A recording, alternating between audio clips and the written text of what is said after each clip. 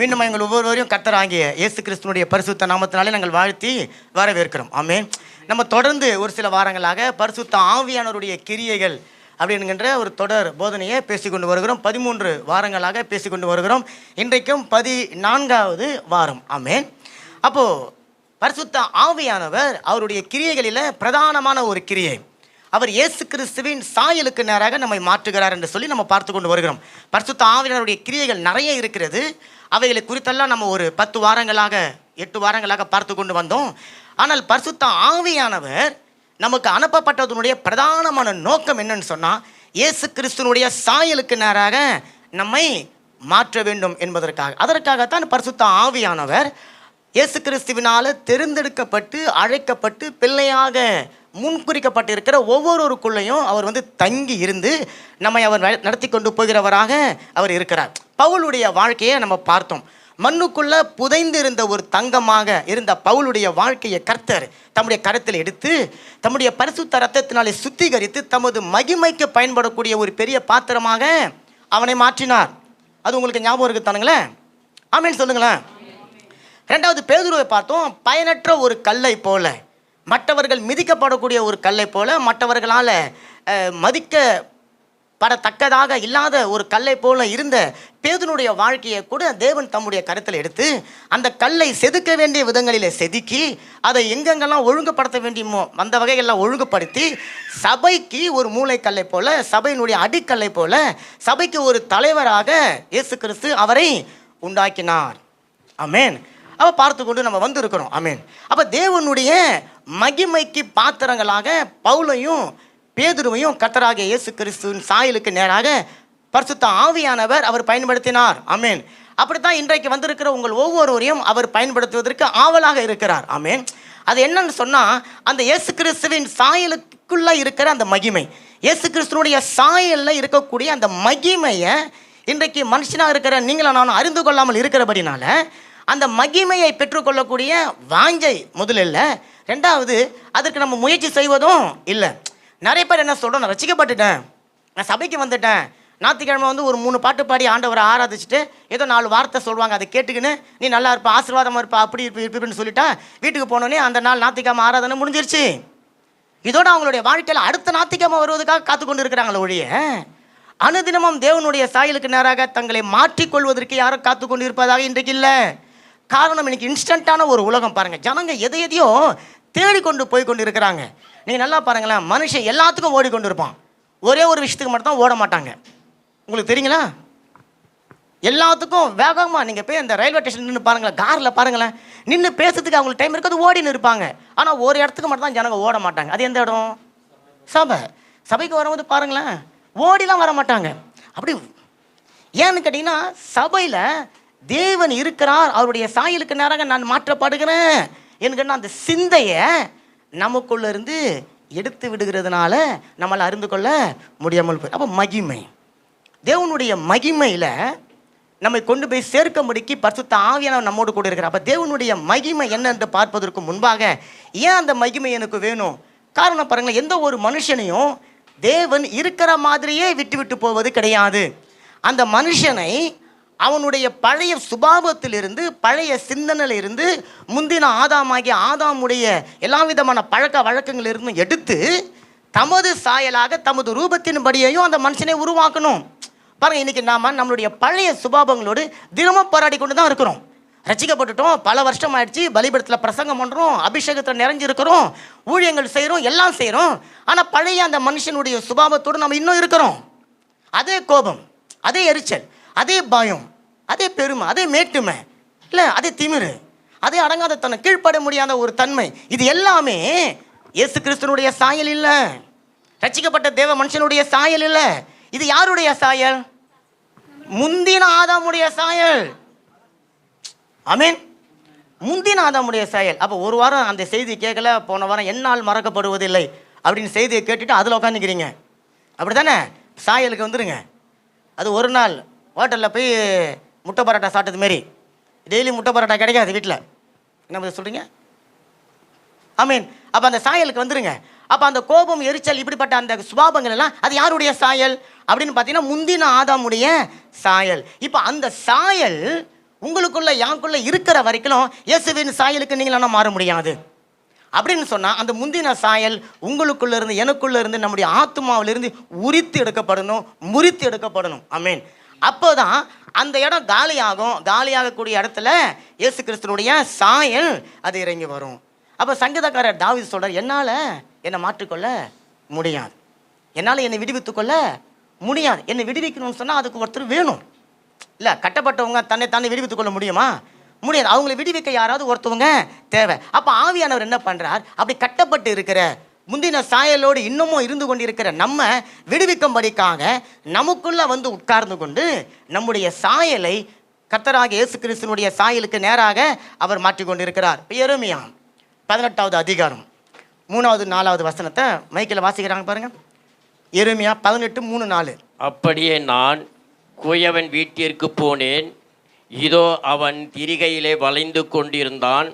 குயவன் வளைந்து கொண்டிருந்த மண்பாண்டம் அவன் கையிலே கெட்டு போயிட்டு, அப்போது அதை திருத்தமாய் செய்யும்படிக்கு தன் பார்வைக்கு சரியாய் கண்டபடி குயவன் அதை திரும்ப வேறொரு பாண்டமாக வளைந்தான். பாருங்க, எரேமியா ஒரு தீர்க்கதரிசி. தேவன் அவர்கிட்ட என்னென்ன வேலையெல்லாம் சொல்லி செய்ய வேண்டியதாக இருக்குது பாருங்களேன். ஒரு குயவன் வீட்டுக்கு போக சொல்கிறார். அங்கே போய் பார்க்கும்போது அந்த குயவன் அந்த சக்கரத்தில் மண்ணை வச்சு ஏதோ ஒரு பாத்திரம் செய்து கொண்டு இருக்கிறான். அந்த பாத்திரம் அவன் கையில் உடஞ்சி போயின்னு இருக்குது. அவன் நினைச்ச அந்த ரூபத்தில் அல்லது நினைச்ச விதத்தில் அந்த பாத்திரத்தை செய்ய முடியாமல் இருக்கிறது. அப்போ ஆண்டவர் சொல்கிறார், இப்படி தான் இஸ்ரவேல் ஜனங்க இருக்கிறாங்க, என்னுடைய கைகளுக்குள்ளே அவங்க அடங்கி இருக்க மாட்டுறாங்க. நான் அவர்களை என்னுடைய சாயலுக்கு நேராக மாற்ற விரும்புகிறேன். அவர்கள் உடைக்கப்பட்டு போய் கொண்டு இருக்கிறாங்க, நான் அவர்களை மீண்டும் உருவாக்குவேன் என்பதாக தேவன் எரேமியா தீர்க்கதரிசிக்கிட்ட அவர் சொல்கிறார். ஆமென். அப்போ இன்றைக்கும் பாருங்களேன், நம்முடைய வாழ்க்கையும் கூட அப்படி ஒரு உடைக்கப்பட்ட ஒரு வாழ்க்கையாகத்தான் இருக்குது. தேவனுடைய கைகளில் அடங்கி இருக்க முடியாத ஒரு வாழ்க்கையாகத்தான் இருக்கிறது. அவர் என்ன சொல்லணும், நான் என்ன செய்யணும் என்பதாக இன்றைக்கு ரட்சிக்கப்பட்டவங்களும் சரி ரட்சிக்கப்படாதவங்களும் சரி அநேகர் வாழ்ந்து கொண்டு இருக்கிறபடினால கர்த்தர் உங்களையும் என்னையும் ஒரு பாத்திரமாக வணைந்து கொள்ள விரும்பியும் அவரால் அந்த பாத்திரமாக நம்மை மாற்ற முடியாமல் இருப்பதற்கான காரணம் என்னன்னு சொன்னீங்கன்னா, நான் அந்த குயவனுடைய கைகளில் அடங்கி இருக்கக்கூடிய ஒரு களிமண்ணாக இல்லாமல் இருக்கிறேன். இப்போ குயவனுடைய கைகளில் அந்த களிமண்ணை எடுப்பதற்கு முன்பு அந்த களிமண் எப்படி இருக்கும் தெரியுங்களா? அந்த ஃபோட்டோ போடுங்க. ஃபோட்டோ போட தான் உங்களுக்கு தெரியும். பாருங்க, அந்த மண்ணை இப்படி தான் எடுப்பாங்க. அந்த மண் எடுக்கிறாங்களா, ரொம்ப டீட்டெயில் போக வேணாம். அந்த மண்ணை எடுக்கிறாங்க. அந்த மண் பார்க்கும்போது உங்களுக்கு தெரியும், அதில் குப்பை கல்லுலாம் அதில் இருக்குதுங்க. 2வது ஃபோட்டோ போடுங்க. இப்போ அந்த மண்ணை கொண்டாந்து ஒரு இடத்துல வச்சு தண்ணி ஊற்றி அந்த மண்ணை பிசைவாங்களாம். பிசையும் போதே நிறைய கல்லுங்க வரும், ஓடுங்க வரும், கிளிஞ்சல் வரும், முள் மட்டை ஏதோ கிடக்கும். அதை எல்லாத்தையும் எடுத்து போட்டுட்டு நல்ல மண்ணாக அதை ஓரளவுக்கு கொஞ்சம் கொஞ்சமாக சேர்த்து இன்னொரு இடத்துக்கு கொண்டு போவாங்க. அந்த ஃபோட்டோ போடுங்க. இப்போ அந்த கையில் பாருங்கள், அந்த இன்னொரு இடத்துல அந்த மண்ணை இன்னும் நல்லா அவர் பிசைகிறார், நல்லா பிசைகிறார். அது பிசையும் போது தான் அந்த மண் இந்த மாதிரி ஒரு பானையை உருவாக்குவதற்கு மிருதுவான ஒரு மண்ணாக அது இருக்கும். இப்போ அந்த மண்ணை அவர் பிசையும் போது அந்த குயவனுடைய கையில் முள்ளோ கல்லோ ஏதோ ஒன்று குத்துனா இப்போ அந்த குயவனுடைய கைகளில் காயம் ஏற்பட வாய்ப்பு இருக்குது. காயம் ஞாபகம் வச்சுக்கோங்க, ஏற்பட வாய்ப்பு இருக்குது. அதனால் அந்த குயவன், ஐயோ இந்த மண் வேணாம், இது என் கையை குத்திருச்சு அப்படின்னு சொல்லி தூக்கி போடுவாங்களா? தூக்கி போட மாட்டாங்க. அவன் அந்த குத்துன அந்த காரியம் என்ன என்று சொல்லி அந்த மண்ணை மறுபடியும் தேடி தேடி தேடி தேடி அதில் எங்கேயாவது ஒரு சின்ன இடத்துல அந்த கல் அல்லது ஏதோ ஒன்று இருக்குதா அப்படின்னு சொல்லி பார்த்து அதை எடுத்து போடுகிற வரைக்கும் அந்த குயவனுடைய கைகள் அந்த மண்ணை விட்டு விலகி இருக்காது. ஆமென். அப்போ குயவனை போய் எரேமியா பார்க்கும்போது அந்த சக்கரத்தின் நடுவில் அந்த களிமண் இருந்ததாம். அப்போ இன்னைக்கு தேவன் உங்களையும் என்னையும் ஒரு களிமண்ணாக பார்க்கிறார். அந்த களிமண்ணை அவருடைய சக்கரத்தின் நடுவில் இருக்கும்படிக்கு விரும்புகிறார். ஆனால் இன்னைக்கு அநேகர் அந்த சக்கரத்தினுடைய நடுவில் வர முடியாதபடிக்கு வேற எங்கெங்கேயோ சக்கரத்தை சுற்றி கொண்டு ஓடிக்கொண்டு இருக்கிறாங்க. தேவனுடைய அந்த சக்கரத்தின் நடுவில் நீங்களும் நானும் வராமல் போனால் உங்களையும் என்னையும் தேவன் தான் விரும்பின ஒரு பாத்திரமாக மாற்ற முடியாது. அப்போ அந்த மண்ணை அவங்க அந்த வேற ஒரு இடத்துல இருந்து எடுத்துன்னு வந்து தடியால் அந்த மண்ணை அடிப்பாங்க. ஆமென். தடியால் அடிப்பாங்க, ஒரு சில ஆயுதங்களை வச்சு அது தூளை ஆக்குவாங்க. அப்போ அந்த மண் ஒரு வேளை வலிக்குது என்று சொல்லி அது நினைக்கலாம். அல்ல அந்த மண்ணை அவங்க மிதிப்பாங்க, அதை கையால் போட்டு பிசைவாங்க, அது மேலே எதையோ செஞ்சு அந்த மண்ணை முரட்டாட்டம் பண்ணி கொண்டு இருக்கிற அந்த மண்ணை மிருதுவாக்குவதற்கு எதையாவது அந்த குயவன் செய்து கொண்டு இருப்பான். ஆனால் இப்போ அந்த மண், ஐயோ எனக்கு வலிக்குது, ஐயோ எனக்கு இந்த இடத்துல குறையுது, ஐயோ எனக்கு இந்த இடத்துல குத்துது அப்படின்னு சொல்லி அது சொல்லி கொண்டு தான் இருக்கும். ஆனால் குயவனுக்கு ஒரு நோக்கம் இருக்குது, என்ன தெரியுங்களா? அது ஒரு கனமான பாத்திரமாய் மாறணும், தேவனுக்கு பயன்படக்கூடிய ஒரு பாத்திரமா அது மாறணும் என்பதற்காக அந்த மண் என்ன கத்தினாலும் என்ன கூவினாலும் என்ன குறைஞ்சாலும் அதை பற்றி அவர் கவலைப்படாமல் அந்த மண்ணை அவர் சரி செய்து கொண்டு இருக்கிறதுலையே தன்னுடைய சிந்தனையை வைத்து கொண்டு இருக்கிறார். அப்போ இன்றைக்கும் சகோதரனே சகோதரியே, உங்களுடைய வாழ்க்கையில் பாருங்களேன், செய்தி நல்லா இருக்குது, ஆமாம் நல்லா தான் இருக்கும். ஆனால் அது உங்களுடைய வாழ்க்கையில் இந்த கல் எடுத்து போட்டுச்சா, உங்கள் வாழ்க்கையில் இருக்கிற அந்த குச்சி எடுத்து போட்டுச்சா,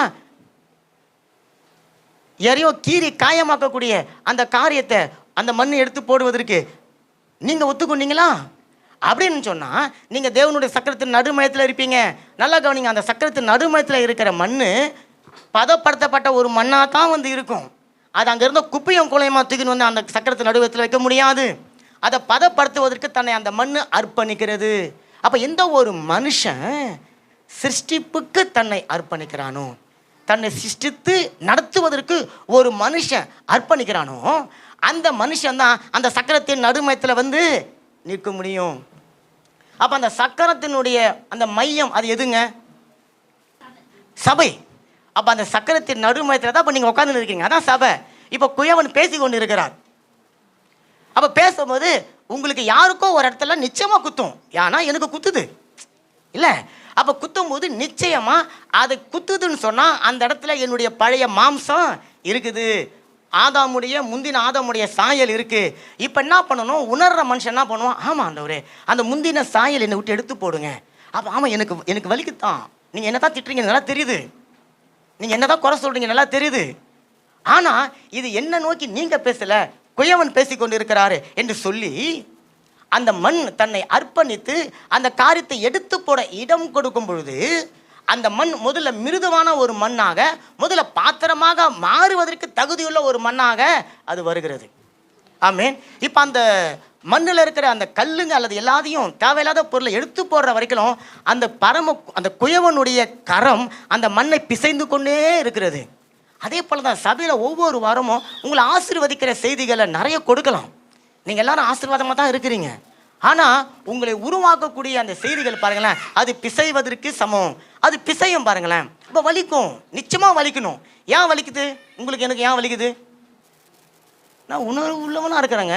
கரங்களை தட்டுங்களேன். நீங்கள் இன்னும் யாரும் செத்து போகலை, இன்னும் நீங்கள் மறித்து போகலை, நீங்கள் உயிராக இருக்கிறீங்க. அதனால தான் உங்களுடைய சுயத்தின் மேலே இந்த வார்த்தை வந்து அடிக்குது. அப்போ அந்த சுயம் சாகும் பொழுது அங்கே என்ன பண்ணுவாங்க? வலியும் வேதனையும் வருகிறது. ஆமேன். அப்போ சுயம் சாக சாக சாக நான் குயவனுடைய கைகளில் அழகாக உருவாக்கப்பட்டு கொண்டு இருக்கிறேன். என்னை உருவாக்குவதற்காக குயவனுடைய கைகள் இரவும் பகலும் வேலை செய்து கொண்டு இருக்கிறது. அவனுக்கு விரும்பின பாத்திரமாக மாற்றுகிற வரைக்கும் என்னை விட்டு அவனுடைய கைகள் நீங்கி போகுவது இல்லை. அப்போ அந்த குயவன் எப்படி வெளியில் ரோட்டில் கடந்த ஒரு மண்ணை கொண்டு வந்து அதை பதப்படுத்தி பண்படுத்தி சுத்திகரித்து சீரமைத்து மிருதுவாக்கி அதை கொண்டு வந்து சக்கரத்தில் வச்சு அதை ஒரு பானையாக செய்ய முற்பட்டு பானையாக செஞ்சானோ, அப்படி தான் வேதத்தில் ஒரு கேரக்டரை பரிசுத்த ஆவியானவர் கொண்டு வந்து வச்சு அதை ஒழுங்காக மாற்றி பெரிய கனமான ஒரு பாத்திரமாக மாற்றினார். அப்படி வடிவமைக்கப்பட்ட ஒரு பாத்திரம் தான் யாக்கோபு. ஆமேன். இப்போ யாக்கோபு ஒரு கெட்டு போன ஒரு களிமண்ணை போல அவன் இருந்தான் பாருங்களேன். யாக்கோபு அப்படின்னு சொன்னால் அதுக்கு நிறைய அர்த்தம் இருக்குது. ஒன்றை பிடித்து கொள்கிறவன் அல்லது ஒன்றை சார்ந்து இருக்கிறவன், ஏமாற்றுகிறவன், சதித்திட்டம் தீட்டுகிறவன், தன் பலத்தை நம்பி வாழ்கிறவன், பொதுவாக எத்தன். இதுதான் யாக்கோபு. அவனுடைய பேரே அவனை பற்றி ஃபுல் ஹிஸ்ட்ரியும் சொல்லிடுது பாருங்க. இப்போ இந்த எத்தன் என்கின்ற ஏமாற்றுக்காரனை அல்லது எதையோ ஒன்றை சார்ந்து வாழக்கூடிய அந்த ஒரு மனுஷனை எப்படி கல்லும் மண்ணும் முள்ளும் இருக்கிற அந்த மண்ணை அந்த குயவன் தூக்கி போட மாட்டானோ, அப்படியே தேவனும் அந்த யாக்கோபை வேண்டாம் என்று சொல்லி தூக்கி போடாமல் அவனை வேண்டும் என்று சொல்லி கொண்டு வந்து வைத்து அவனுடைய வாழ்க்கையில் என்னென்னலாம் இருக்கிறதோ அதையெல்லாம் மாற்றுவதற்காக அவனோடு கூட அவர் இருக்கிறவராக இருக்கிறார். அப்போ யாக்கோபு இப்போ குயவனுடைய கரத்தில் வந்த ஒரு களிமண்ணை போல அவன் இருக்கிறான்.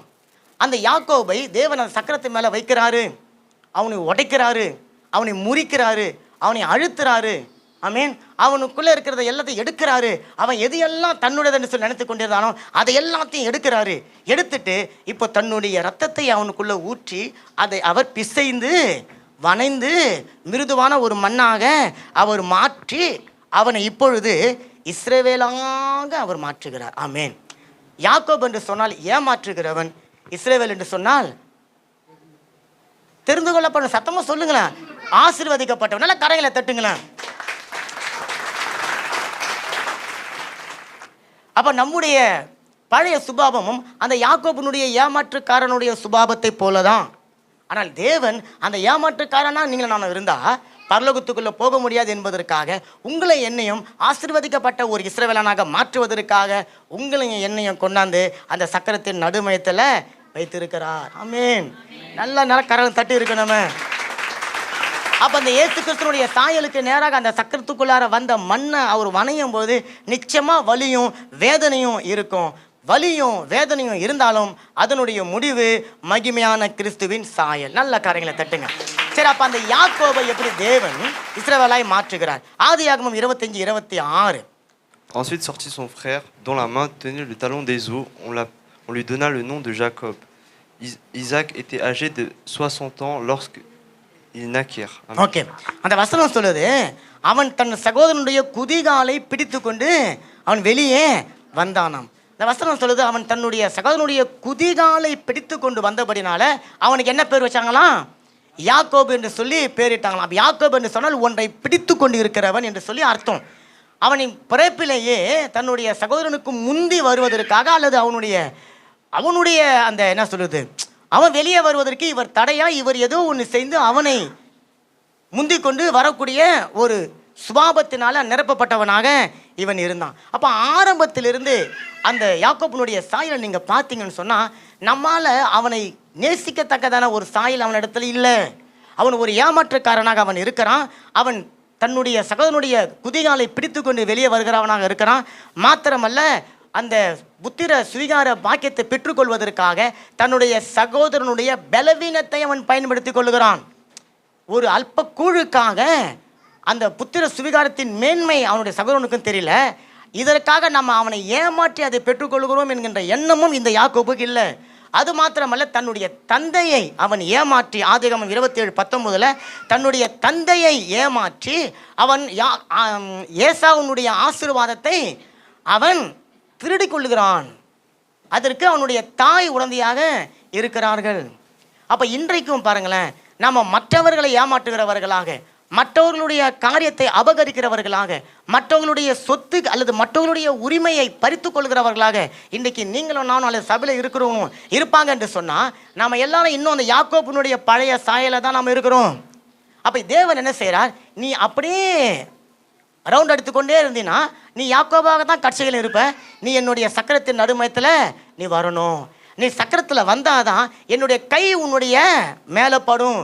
நான் உனக்குள் இருக்கிற தேவையில்லாததை எடுத்து உனக்குள் என்ன வேண்டுமோ அதை வைத்து என்னுடைய சாயலாக நான் உன்னை உருவாக்குவேன். அப்போ யாக்கோபுக்குள்ள மாம்ச சாயல் இருந்தது, மாம்ச பலன் இருந்தது, மாம்ச சிந்தை இருந்தது. அவர் எதை செய்தாலும் துருதுர்னு தன்னுடைய விருப்பத்தின்படி செய்துவிடக்கூடிய ஒரு மனுஷனாக இருந்தான். இது முந்தின ஆதாமுடைய சாயல். எபேசியர் 4:22 எடுத்து வாசிக்கலாம். அந்தபடி முந்தின நடக்கைக்குரிய மோசம் போக்கும் இச்சைகளை கெட்டு போகிற பழைய மனுஷனை நீங்கள் கலைந்து போட்டு பாருங்க, முந்தின நடக்கைக்குரிய, அப்ப முந்தின ஆதாமுக்குரிய கிரியைகளை நம்மிடத்துல இருந்து எடுத்து போட்டு அல்லது கலைத்து போட்டு நம்ம புதிய மனுஷனுக்குரிய ஆவியினால தரிப்பிக்கப்பட வேண்டும் என்று சொல்லி அப்போஸ்தலர் யார் எழுதுறாங்க? பவுல் எழுதுறாங்க. அப்போ அந்த முந்தின மனுஷனுடைய சாயல் என்னவாக இருந்தது என்று சொல்லி அப்போஸ்தலர் பவுலுக்கு நன்றாக தெரிந்தது.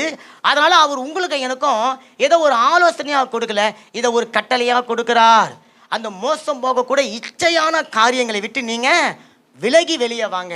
அப்போ இச்சைன்னு சொன்ன உடனேவே நம்ம எல்லாருக்கும் உடனே விபச்சாரம், வேசித்தனம், அந்த அப்படித்தான் தெரியும்.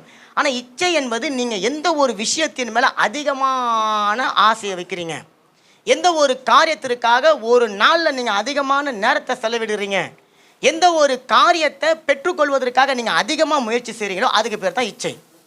பாருங்க, ஆசையை, விருப்பத்தை வேதம் ஒரு நாளும் தவறு என்று சொல்லாது. ஆனால் இச்சையை வேதம் தவறு என்றும் பாவம் என்றும் சொல்லுது. காரணம், இச்சை என்பது தேவனை விட்டு உங்களை பிரித்து வேற ஒரு காரியத்தின் மேலே அதிகப்படியான ஈடுபாடு, அதிகப்படியான ஒரு ஆசையை அது உங்களுக்குள்ள வச்சிடும். அப்படி விழுந்து போனவங்க தான் யாருங்க? ஏவாள். அப்படித்தான் அந்த பழத்தின் மேலே இச்சை கொண்டதுனால அவள் விழுந்து போனாள். அப்போ இங்கே வேதம் சொல்லுகிறது, நம்ம அது முந்தின நடக்கைக்குரிய கிரியைகள். நீங்கள் மோசம் போயிடாதீங்க, நீங்கள் எச்சரிக்கையாக இருங்க. ரசிக்கப்பட்ட ஜனங்களே, உங்களுக்கு தெரியாது, அவன் திருடனை போல யாரை விழுங்கலாம் என்று சொல்லி வகை தேடி சுற்றி திரிந்து கொண்டு இருக்கிறான். அவனுடைய கண்களுக்கு நாம் ரட்சிக்கப்பட்டவங்க என்று சொல்லி தெரியும், நம்மளை எளிதில் வீழ்த்தி விட முடியும் என்று சொல்லி அவன் தெரிந்து வைத்திருக்கிறான். அதனால தான் வசனம் சொல்லுது, மோசம் போயிடாதீங்க, எச்சரிக்கையாக இருங்க. காலத்தை பார்த்தா நீங்கள் எல்லாரும் திட உணவை சாப்பிடுவதாக இருக்கணும். ஆனால் நீங்கள் எப்படி இருக்கிறீங்க? இன்னும் பாலை குடித்து கொண்டு இருக்கிறீங்க. அப்படின்னு சொன்னால் நீங்கள் இன்னும் வாலிப பிள்ளைகளாகவே இருக்கிறீங்க, முதியவர்களாக நீங்கள் இன்னும் மாறல. மோசம் போயிடாதீங்க, எச்சரிக்கையாக இருக்குன்னு சொல்லி பவுல் சொல்கிறார். அப்போ நம்மிடத்தில் அந்த பழைய சாயல் இருக்கு, பொய், சுயநலமாக நடப்பது, தந்திரமாக செயல்படுவது, மனுஷனுடைய அறிவில், மனுஷனுடைய மூளையில் செயல்படுவது, மாம்ச பலத்தை நம்புவது, மற்றவர்களை ஏமாற்றுவது, இது எல்லாமே அந்த பழைய ஆதாமுடைய சாயல். அப்போ தேவன் சொல்கிறாரு, யாக்கோபாகத்தான் இருக்கிற, இன்னும் ரட்சிக்கப்பட்டுட்ட, பல வருஷம் ஆயிடுச்சு, ஆனால் இன்னும் உன்னுடைய பேர் மாறல, உன்னுடைய சுபாவம் மாறல, உன்னுடைய சிந்தனைகள் மாறல, உன்னுடைய எண்ணம் மாறல, உன்னுடைய நடத்தை மாறல, உன்னுடைய கிரியைகள் மாறல. நீ ரட்சிக்கப்பட்ட அந்த காலத்தில் இருந்ததை போலவே இன்னைக்கும் நீ இருந்து கொண்டிருக்கிற, வளர்ச்சி இல்லாமல் இருக்கிற. இன்னும் ஒரு சிலர் ரட்சிக்கப்பட்ட போது எழும்பி பிரகாசித்ததை போல இப்போ இல்லாமல், இப்போ அவங்களுடைய விளக்கில் அந்த எண்ணெய் இல்லாமல் அணைஞ்சு கொண்டு இருக்கிறது. பாருங்களேன், இப்போ நான் உங்களை சபையில் இருக்கும்போது பார்க்குறேன், ஆனால் வீட்டில் இருக்கும்போது நான் உங்களை வந்து பார்க்க முடியுமா? முடியாது. ஆனால் தேவன் உங்களை பார்க்கிறார் என்கின்ற அந்த பயமும் நடுக்கமும் உங்களுக்கும் எனக்கும் இருக்குன்னு சொன்னால், நம்மளுடைய வாழ்க்கை அந்த மறுரூபமாக்கப்பட்ட மகிமையின் வாழ்க்கைக்கு நேராக போய் கொண்டு இருக்கும். அப்போ சகோதரனே, சகோதரி, அந்த இச்சையான காரியங்கள் எடுத்து போடுங்க, தேவையில்லாத காரியங்கள் எடுத்து போடுங்க. அந்த மகிமையின் சாயலுக்கு நேராக நீங்களும் நானும் மாறணும். அந்த பழைய சாயலை உங்களை விட்டு, என்னை விட்டு நீக்காமல் புதிய சாயலுக்குள்ளே உங்களை மாற்றினா உங்களுக்கும் பிரயோஜனம் இல்லை, அது தேவனுக்கும் பிரயோஜனம் இல்லை. அப்போ ஆண்டவர் என்ன சொல்கிறார்? அந்த சக்கரத்தின் நடுவில் வச்சு உங்களை வணைந்து கொள்கிறார். அந்த வணைந்து கொள்கிற ஃபோட்டோ, இன்னொரு ஃபோட்டோ எடுத்து போடுங்க. இப்படி தான் முதல்ல வனையை கொண்டாந்து வச்சுட்டார். இப்போ அதில் அந்த பார்க்குறீங்கள அந்த இமேஜ், அந்த இமேஜ் யாருங்க? ஆமாம், நம்ம தான். சபைக்கு முதல் ரசிக்கப்பட்ட உடனே நம்மளுடைய இமேஜ் இப்படி தான் இருக்கும், தாறுமாறா, அழகு இல்லாமல். ஆமீன். இப்போ அந்த 2 கை தான் குயவனுடைய கை, அது நம்மளுடைய பாத்திரத்தை கொண்டாந்து சபையில் வச்சிருச்சு. வச்சுட்டு இப்போ அந்த பாத்திரத்தை பார்க்கும்போது அந்த குயவன் நினைப்பான், என்னையா இந்த பாத்திரம் இப்படி இருக்குது, கரடு முரடாக இருக்குது, ஒழுங்கில்லாமல் இருக்குது, இங்கே குத்துனா அங்கே வலிக்குது, அங்கே வலிச்சா இங்கே குத்துது, இங்கே பிடிங்குது, அங்கே இதை எப்படி தான் பண்ணணும்னு யோசிக்கிறார். யோசிச்சுட்டு இப்போ இந்த பாத்திரத்தை எப்படி உருவாக்கணும்னு சொல்லி யோசிச்சுட்டு அடுத்த ஃபோட்டோ இப்போது அதை வச்சு வனைய ஆரம்பிக்கிறார். ஆமீன், வனைய ஆரம்பிக்கிறார். பாருங்கள், இப்போ அதை பார்க்கும்போது ஒரு நல்ல ஷேப் வந்துருதா? அடுத்த ஃபோட்டோ இப்போ பாருங்கள், இன்னும் நல்லா அதுக்குள்ளே சின்ன சின்ன வேலைகள் செய்கிறார். ஃபோட்டோ கொஞ்சம் நல்லா இல்லை, ஆனால் பண்ணிக்கொள்ளுங்க, ஜூம் பண்ணால் தெரியும். அந்த முன்னாடி வாய்கிட்ட டிசைன்லாம் பண்ணுறாரு. அடுத்த ஃபோட்டோ. ஓகே, இப்போ அவர் செஞ்சு முடிச்சுட்டு இப்போது அது உள்ள ஒரு சில ஒடுக்குகளை எடுக்கணும். ஒரு சில இடத்துல உப்பின்னு இருக்கும், ஒரு சில இடத்துல ஏதோ ஒன்று இருக்கும். இப்போ அதை தட்டுறாரா? ஆமாவா இல்லையா? தட்டுறாரு. அப்போ அந்த பாத்திரம் அல்லேலூயா ஸ்தோத்திரம் தூதி கன மகிமைன்னு பாடி இருக்குமா? என்ன பண்ணும்? கத்தும் கவலும் ஆன்னு தெரியும். ஆனால் தட்டுறவருக்கு தெரியும் எப்படி தட்டுனா பெண்டு நிமுறன்னு தெரியும். அவர் நம்மளை உடைக்கிற நோக்கத்தோடு தட்டல. பாருங்கள், உள்ள ஒரு கட்டையை வச்சு ஏதோ டெக்னிக்காக தட்டுறாரு. அவருக்கு தெரியும் ஓங்கி அடித்தா உடச்சிக்கும்.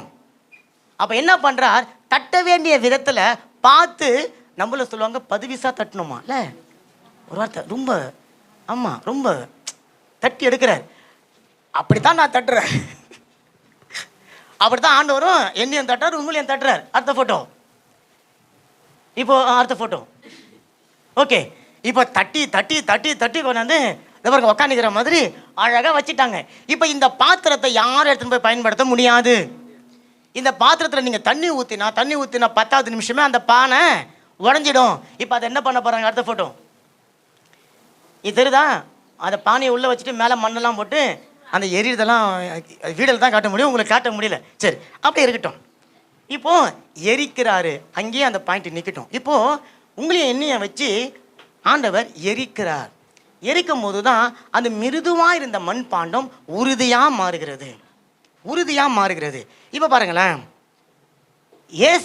இது யாக்கோபு எல்லாரையும் ஏமாற்றி கொண்டு இருக்கிறான் இல்லை, அவனுடைய வாழ்க்கையே ஏமாற்றுத்தனத்தில் இருக்குது. நான் ரொம்ப கேரக்டர் ஸ்டடி பண்ணல, நம்மளுடைய சப்ஜெக்டுக்காக நான் ரொம்ப சுருக்கமாக சொல்கிறேன். எல்லாரையும் ஏமாற்றி கொண்டு இருக்கிறான் அந்த யாக்கோபு. இப்போ அந்த ஏமாற்றுவது தவறு அல்லது ஏமாற்றுவது ஒரு பாவம் என்பதை அவனுக்கு புரிய வைக்கிறதுக்கு தேவன் என்ன பண்ணுறாரு? அவனை ஏமாற்றுவதற்கு ஒரு ஆளை அவனுக்காக எழும்ப பண்ணுகிறார். நம்மள சொல்லுவாங்க பாருங்களேன், வல்லவனுக்கு வல்லவன் வையகத்தில் உண்டு உண்டு.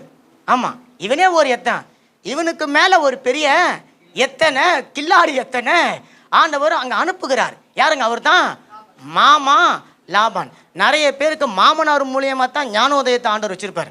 நிறைய பேருக்கு மாமியார் மூலியமாக தான் ஞானம். ஏன்னா பாருங்கள், அப்பா வீட்டில் சந்தோஷமாக இருந்துட்டு மாமனார் வீட்டில் எல்லாத்துக்கும் போய் கேட்டுன்னு இருக்கணும். அப்படி தான் அவர் ஒரு பொண்ணை கேட்டார். அவன் என்ன பண்ணான்? நைட்டோட நைட்டாக பொண்ணை மாற்றிட்டான். இவன் நல்லவன் பாருங்க அவன்.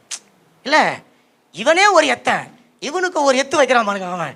நீ கேட்ட அந்த பொண்ணையா, நான் இந்த பொண்ணை தரேன்னு சொல்லிட்டு ஒரு பொண்ணை, அப்போ ஒரு பொண்ணை கொடுத்துட்டு அதுக்கு என்ன ஒன்று வாங்கினா ஒன்று ஃப்ரீன்ற மாதிரி இன்னொரு பொண்ணையும் கொடுத்துட்டான். இவர் 2 பொண்ணையும் கல்யாணம் பண்ணிக்கினார். இப்போ அவன் தான் எல்லாரும் ஏமாத்தினான் சொன்னால், அவனை ஏமாற்றுவதற்கு ஒரு மாமாவை அனுப்பிட்டாரு. அப்போ லாபான் வீட்டில் இவர் போய் இவருடைய வேலையை காட்டலான்னு சொல்லிட்டு போனால், அவன் இவனுக்கு மேலே எத்தனை இருந்து அவனுடைய வேலையை காட்ட ஆரம்பிக்கிறான். அவனுக்கு தெரியும் யாக்கோபு பெரிய பணக்காரன், செல்வ சீமானாக இருக்கிறான். ஒன்றை கொடுத்தா வேலைக்காவது 2 கொடுத்துருவோம், 2 கட்டிக்கின்னு ஒட்டுமொத்த சொத்தம் எனக்கு வரணும்னு சொல்லிட்டு அங்கே இருக்கிறான். அங்கே இல்லாமல் அந்த மனைவிகள் அவங்க யாரை ஏமாத்துறாங்க? மனைவிகளே யாக்கோபை ஏமாத்துறாங்க. இந்த இன்னைக்கு நீ இவளை வச்சுக்கோ, நீ இவளை வச்சுக்கோன்னு சொல்லிட்டு எல்லாமே ஒன்று வாங்கினா ஒன்று ஃப்ரீன்ற மாதிரி. இவளை கல்யாணம் பண்ணினா இன்னொருத்தர் ஃப்ரீ, இவளை கல்யாணம் பண்ணினா இந்த வேலைக்காரி ஃப்ரீ, இவளை கல்யாணம் பண்ணினா இந்த வேலைக்காரி ஃப்ரீ. இப்போ எத்தனை மனைவிங்க அவருக்கு? மொத்தம் 2 மனைவி, 2 மொத்தம் 4 குதிரையில் சவாரி பண்ணுறாருங்க. சூப்பராக பண்ணினுக்கிறார். இப்போ அவர் நினச்சிக்கிறார் சந்தோஷமாகறாருன்னு சொல்லிட்டு அங்கே தான் வருது வேட்டு. அவன் என்ன பண்ணுறான்? இன்னும் ஏமாத்துறான், சம்பளத்தை மாத்துறான், ஆளுகளை ஏமாத்துறான். அப்போ இப்படியான அந்த காரியங்கள் நடந்து கொண்டே இருக்கிறது பாருங்களேன். அப்போ வேதம் தெளிவாக சொல்லுது, கலாத்தியர் 6:7 6:7 டக்குன்னு எடுத்து வாசிங்க. Ne vous y trompez pas, on ne se moque pas de Dieu. Ce qu'un homme aura semé, il le moissonnera aussi. Amen. ஆமாம், வசனம் சொல்லுது, மனுஷன் எதை விதைக்கிறானோ அதை தான் அறுப்பான். நீங்கள் திணையை விதைச்சா வினையை விதைச்சா நோ, வினையை விதைச்சா திணையெல்லாம் இருக்க முடியாது, வினையை விதைச்சா வினை தான் இருக்க முடியும். அப்போ நீங்கள் எதை விதைச்சுன்னு இருக்கிறீங்க? இன்னைக்கு உங்களுடைய வாழ்க்கையில் எதை விதைக்கிறீங்க? நீங்கள் எதை விதைக்கணும்னு சொல்லி உங்களுக்கு கற்றுக் கொடுக்குற இடம் தான் இந்த சக்கரம், இந்த சபை. ஆனால் இந்த சபைக்கு வருதுலையே தடையாக இருந்தால் எங்கே கற்றுக்கொள்ள முடியும்? அப்போ சபைக்கு வராமல் நான் இப்போ நீங்கள் இந்தியாவுக்கு போகிறீங்கன்னு சொன்னால் நீங்கள் வாரம் இங்கே வாங்கன்னு சொல்ல மாட்டேன். அப்போ ஆண்டவர் சொல்ல, நீ சபைக்கு வந்தீங்கன்னா கொஞ்சம் சூடாகிட்டு போவ, கொஞ்சம் அனல் மூட்டப்பட்டு போவ, கொஞ்சம் அபிஷேகத்தில் நிறைஞ்சு இருப்ப, வார்த்தையினால பலப்பட்டு இருப்ப. அப்போ ஆண்டவர் சொல்கிறார், சபை கூடி வரதில் நீங்கள் விட்டுவிட கூடாது. அப்போ தேவன் நம்முடைய பழைய சுபாவத்தை முறிப்பதற்கு அதே மாதிரி சுபாவம் உடைய ஒருவரை அனுப்பி உங்களை சந்திக்க வைப்பார். நீங்கள் யாரையாவது ஏமாற்றி இருந்தீங்கன்னா உங்களை ஒருத்தன் ஏமாற்றத்துக்கு வருவான். நீங்கள் யாருக்காவது துரோகம் பண்ணியிருந்தால் பாருங்க, அன்றைக்கெலாம் சொல்லுவாங்க அரசன் அன்றே கொள்வான் தெய்வம். அதெல்லாம் இப்போ கிடையாது. நின்று கொள்ளுறதுக்கெல்லாம் தெய்வம் இப்போ அவரும் டெக்னாலஜிக்கு மாறிட்டார். இப்போ அவர் நின்று கொள்ளுறதுலாம் இப்போ கிடையாது. அப்படி அவர் இன்ஸ்டண்ட்டாக, ஏன்னா நீங்கள் மட்டும் தான் ஃபோன் வச்சுருக்கிறீங்களா, அவரும் ஃபோன் வச்சுருக்கிறார். அவர் வச்சுருக்கிற ஃபோனுக்கு வந்து மெமோரெலாம் பிரச்சனை கிடையாது. அவர் ஒரு பெரிய ஃபோன் வச்சுருக்காரு, உங்களுக்கு தெரியுமா? உடனே பார்த்துருவார். நம்ம என்னென்ன செய்கிறோம் என்னென்ன போகிறோம்னு சொல்லிட்டு அவர் உடனே பார்த்துருவார். அவர் வச்சுருக்கிற ஃபோன் என்னதுங்க? உள்ளங்க ஆவியானவர் உடனே ரிப்போர்ட் பண்ணுவார். ஹலோ ஜீசஸ், எஸ் நான் இந்த வீட்டில் தான் இருக்கிறேன். இப்படி இருக்கிறாங்க அப்படின்னு சொல்லி உடனே கூட இன்ஃபர்மேஷன் வந்து சொல்லினே இருக்கிறார். அப்போ சகோதரனே சகோதரியே, ஆண்டவர் சொல்றார், உங்களுடைய சுபாவத்தை உடைப்பதற்கு உங்களுடைய சுபாவத்தை போலவே இருக்கிற ஒருவனை உங்களுக்கு அனுப்புவார்.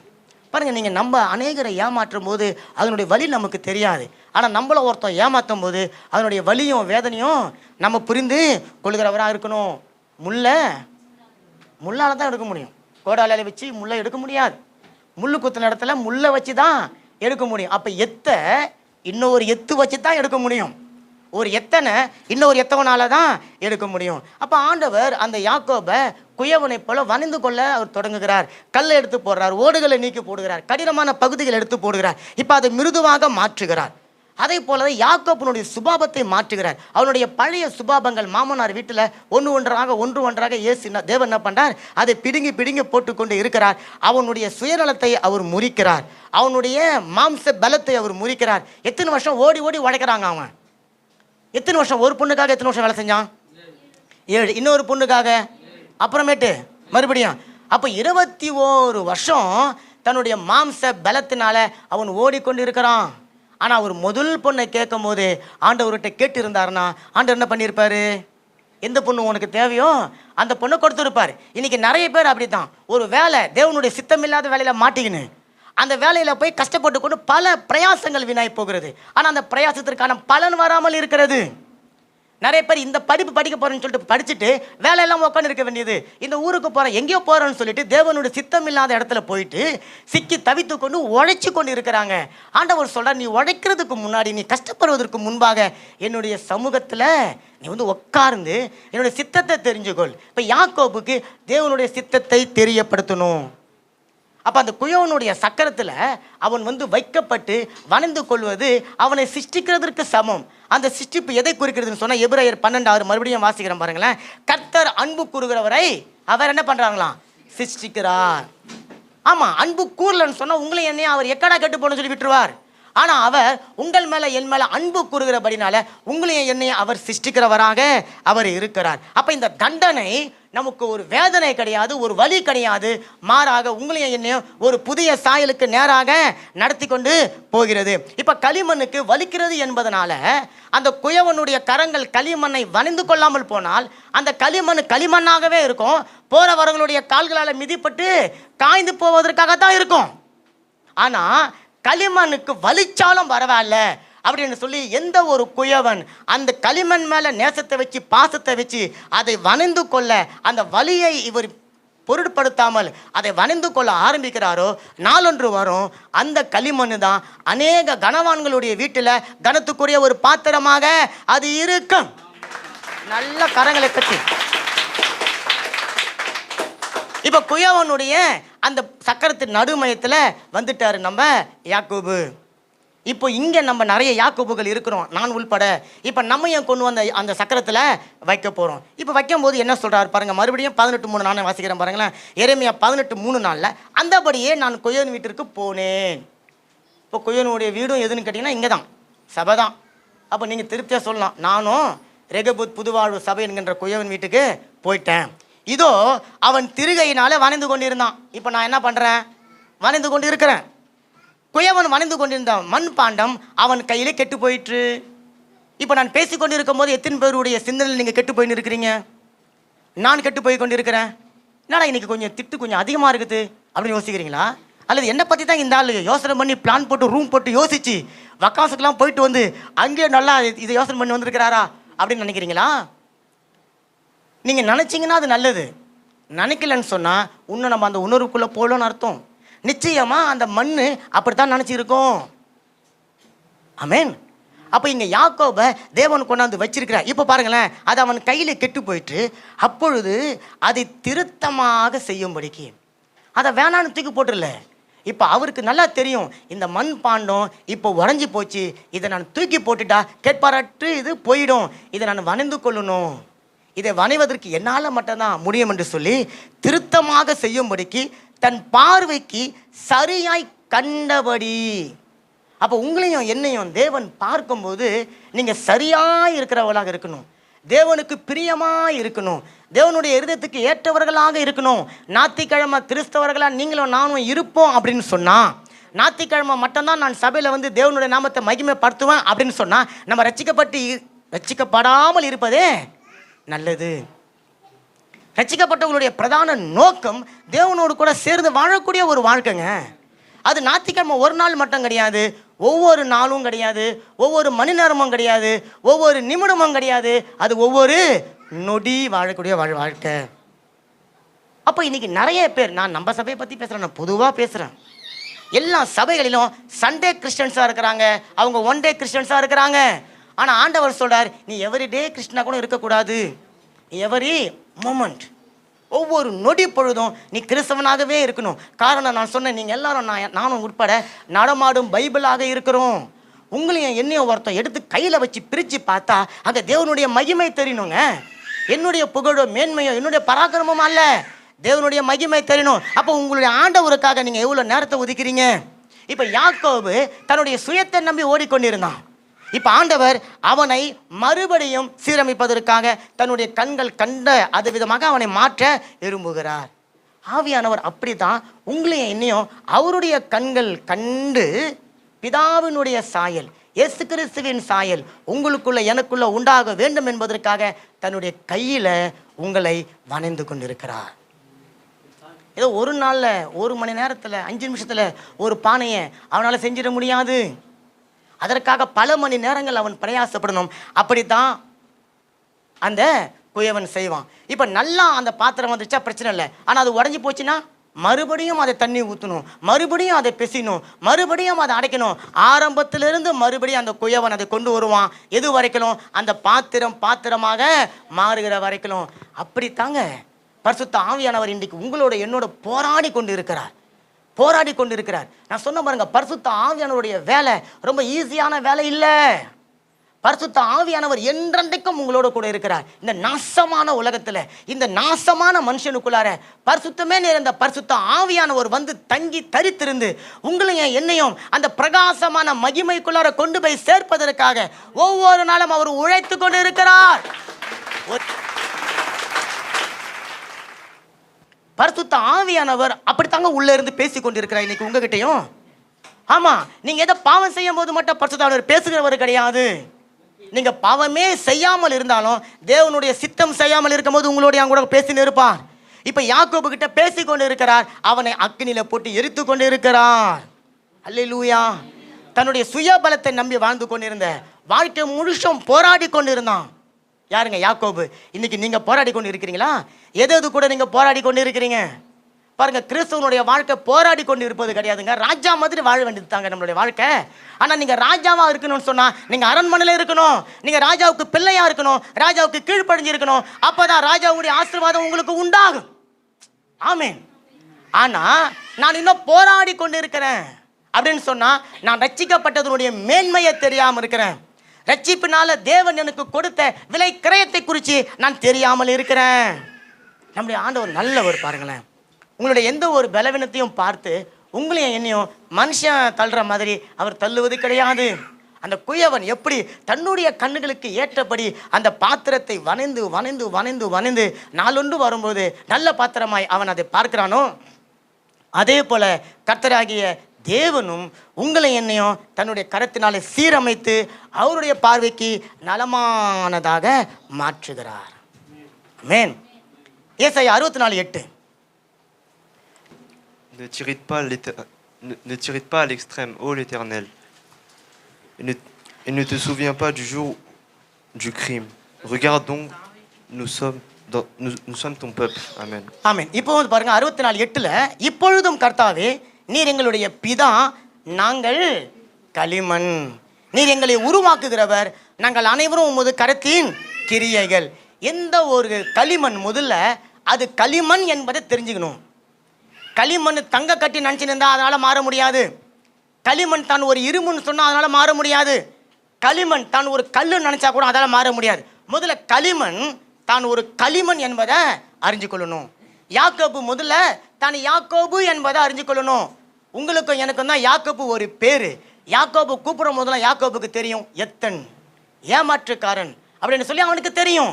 இப்போ அவனுக்கு தெரியும் நான் தான் ஏமாற்றுக்காரன், நான் தான் எத்தன், என்ன தான் ஆண்டவர் மாற்றணும். அப்போ எந்த ஒரு களிமண் குயவன் இந்த களிமண்ணை ஒரு பாத்திரமாக வணைந்து கொள்வதற்காகத்தான் என்னை இப்படியெல்லாம் அவர் செய்கிறார் என்கிறத உணர்ந்து உணர்வுள்ள ஒரு மனுஷனாக அவன் இருக்கிறானோ அவன் தாங்க பாத்திரமாய் மாற முடியும். நல்ல கரங்களை தட்டுங்களேன். அப்படி நினைக்கிற அந்த களிமண்ணை போல இருக்கிற நீங்களும் நானும் தான் தேவனை பார்த்து சொல்ல முடியும், கர்த்தாவே நீர் தான் எங்களுடைய தேவன், நாங்கெல்லாம் உம்முடைய களிமண். அப்போ நம்ம சொல்ல முடியுமா, நான் தான் ஆண்டவரே களிமண், நான் தான் களிமண். இப்போ இப்படி நம்ம களிமண்ணா இருந்தாலும் நம்மை ஒரு பாத்திரமாகத்தான் தேவன் பார்த்து கொண்டு இருக்கிறார். ஆனால் அந்த பாத்திரத்தினுடைய வடிவம் அவருடைய சிந்தனையில் இருக்கு, இன்னும் அவருடைய கரத்தில் வரல. இப்போ அந்த கரத்தில் அந்த பாத்திரம் தன்னுடைய கண்கள் கண்ட அந்த சிந்தனையில் இருக்கிற வடிவமாக மாறுவதற்காகத்தான் இப்போ பிதாவாகிய தேவன் உங்களையும் என்னையும் வணைந்து கொண்டு இருக்கிறார். அதுக்கு அந்த யாக்கோபு ஒரே ஒரு சூழ்நிலையை முதல்ல சந்திச்சு தான் ஆகணும். அதுதான் பெனியேலுடைய அனுபவம். ஆதியாகமம் 32:28. அப்பொழுது அவர், உன் பேர் இனி யாக்கோப்பு எண்ணப்படாமல் இஸ்ரவேல் எண்ணப்படும், தேவனோடு மனிதரோடும் போராடிய மேற்கொண்டாய் என்றார்.